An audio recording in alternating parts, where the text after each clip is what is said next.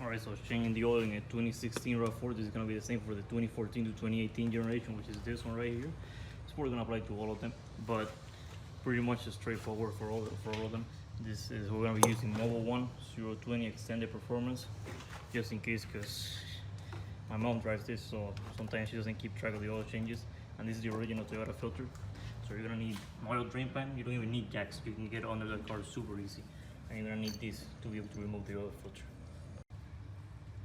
So first thing you do is take off this oil cap so you can drain the oil out and air can come into the engine, so it drains all of it out. Then get your ratchet, 14mm socket. That's for the oil drain plug. And let's get down here.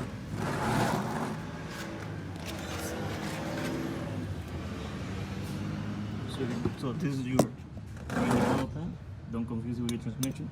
And this is the drain plug right here. Alright, so now that we got it loose, just spin it off. Make sure you wear gloves because use motor oil fucks up your skin. And there we go. This is a 15,000 mile oil that's been there, so it doesn't look so bad for being that old. So let's take off the drain plug and get to the filter. With the drain plug out, you take out the old gasket, put a new one on, so you make sure you leaks from the oil drain plug. I'll throw this one away, and we're gonna put it back on. So you want to get a torque wrench and torque the drain plug to 17 Newton meters or 13 foot-pounds, give or take. You just want to make sure it's tight in there. So let's get it started. Still gonna be seeping oil, so make sure you have gloves on. Now we get her in there. You want to put it in by hand first, always, to make sure you don't cross thread the hole in the oil pan. It's gonna be a bad day. Get it on, wipe it all down a bit. Next thing after is get your oil filter tool with a 1/2" ratchet. Let's get down there to the filter. The filter is also gonna make a mess, so you wanna pull the drain pan on. Alright, so it's gonna be right up there, as you can see. You can't see, there's a bit of a hole for a ratchet, 3/8 drive, so you're gonna have to put it there. You have to pull it out. Right, so once you unscrew it, you're gonna pull it out, and you're probably gonna seep some more. So let's get this under here. All right. And then we get this tool that comes with an oil filter, which it goes and inserts in there, so you can drain the filter. There you go. You can see once you insert it in there, it should start draining the filter.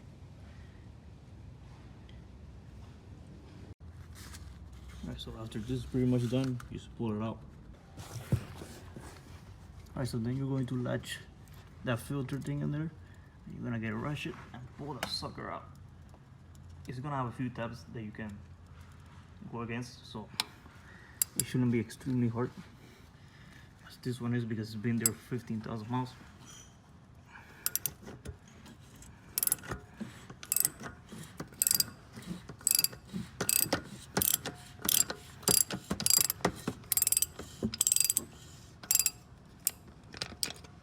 You can't have the drain pad under, because just like the drain, it's gonna put oil out, and the gloves already fell apart. So there you go. Once you get the filter out, you pull her out. Sometimes it's latched in there, sometimes it's not. No big deal. So then you just put it in. Pretty sure it's the same both ways. You can feel the spring loaded.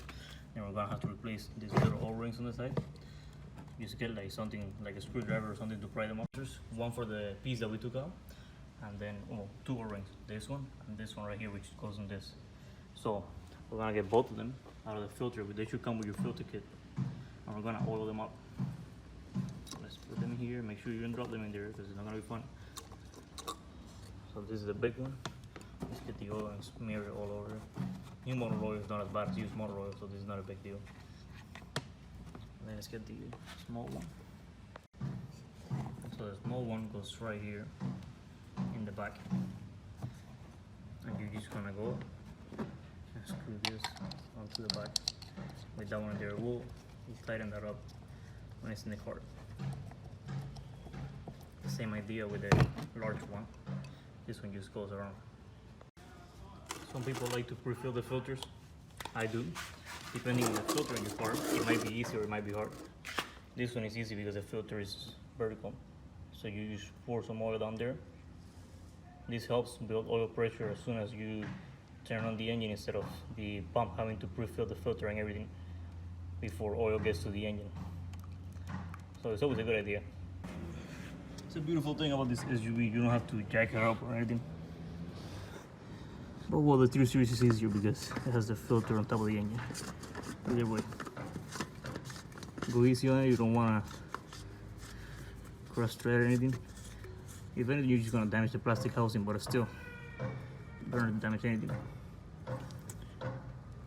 So let's go on tighten it up, as well as the bottom. Alright, so the filter housing is torqued to supposedly 18 foot-pounds. I think that's a lot. I never had a leak issue, so I'm just gonna put it normally tight. You're gonna feel it when you're too tight, so it shouldn't be an issue. I recommend 18 foot-pounds, just in case you wanna go by the book. So just about when you see that she's tight, you stop. I think it's good there. Anyway, you're gonna check for leaks, so let's take this out and torque the bottom. Same deal with the bottom. You wanna put it that tight? I don't think so. So you just put it in nicely. Remember, this is the plastic housing that you're bolting it to. All right, and let's wipe this all down a bit.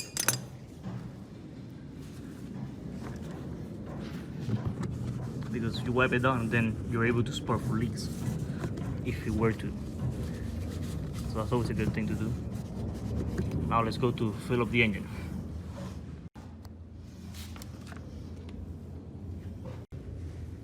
Alright, so this engine takes about 4.7 quarts or so.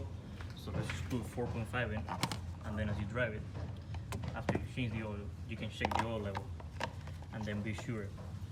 Because it's always better to underfill it and then fill it up as you go.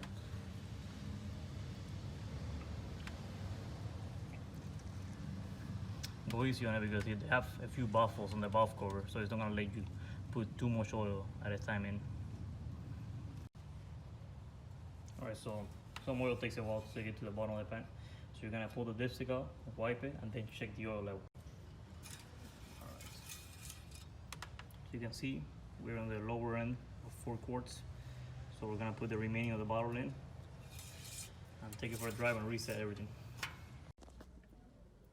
Alright, so the way to reset your oil change, your maintenance light on your Rav4, basically is pretty simple. You just put the key in the ignition, turn it on, and then you're gonna get with the display button, this button right here, you're gonna go and switch through the modes.